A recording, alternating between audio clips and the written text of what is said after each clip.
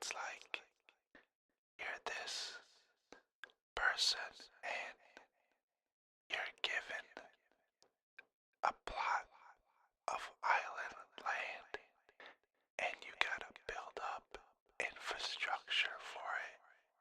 So, starting out, you're given a certain amount of cash, and then the first thing you would try to build is like a couple farms to feed the people, and what's left over you would export, and then the next thing you would build, there would be a gold ore cave, and you would build a gold mine on top of it so you can extract the gold and then export it for cash.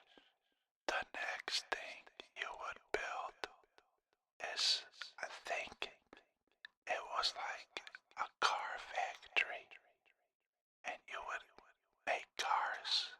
Then you gotta build the roads, and then there was these garage units where cars would go in and park, and they would come out. Then you would have to build something called the teamsters. Those people used cars and roads to collect the goods from the factories and bring it to the dock for export.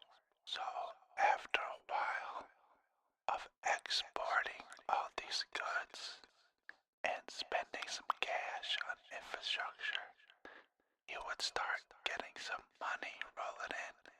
That's what I like most about it. For some reason, it just felt good when you would export all these goods and get cash to buy other goods. Essentially, you're building a city, a town. You know, I found that pretty awesome. So, after a while, you would switch from an exporting country, cause like there would be these charts and they would rise or fall for the prices of goods. So it was very cyclical. It would go up and down. But after a while, you would build these houses and then you would charge rent.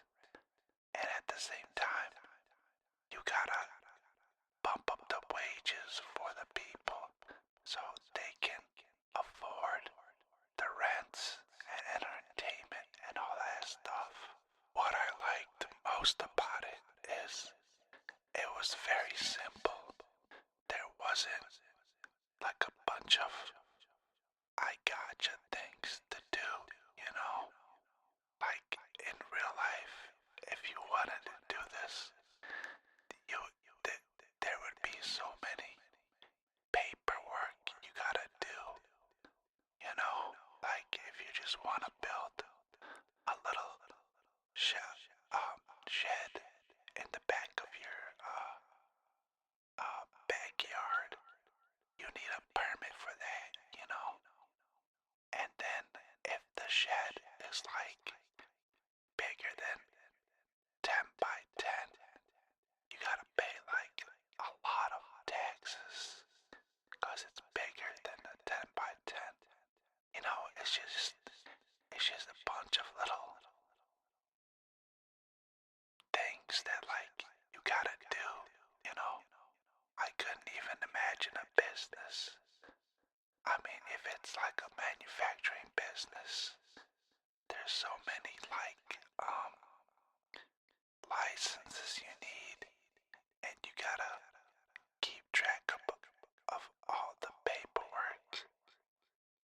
Like if you're making car parts, there's something called an ISO 9001. Believe me, I don't even know what that means.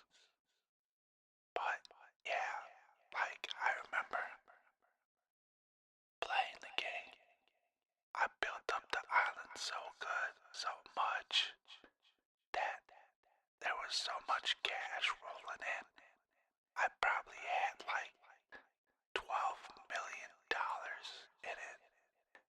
was crazy.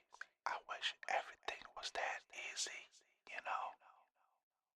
But yeah, like, the game kind of inspires me to, like, run this YouTube channel because, like, it's the most consistent thing I've done, you know?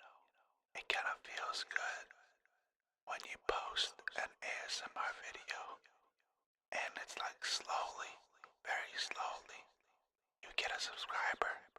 Then two, I don't know, it just feels good. And it's like maybe after 5 years I might get 1,000 subs and 4,000 watch hours, but the thing is I like doing it. I don't know, it just feels good. I guess it's that dopamine hit whenever you post, you know. So other than this YouTube channel, another hobby I took seriously was 3D designing and 3D printing. At one point, I was designing bracelets and 3D printing them, and I would like, through word of mouth, I would create custom bracelets for people. At one point, I made like $25 off of 2 people.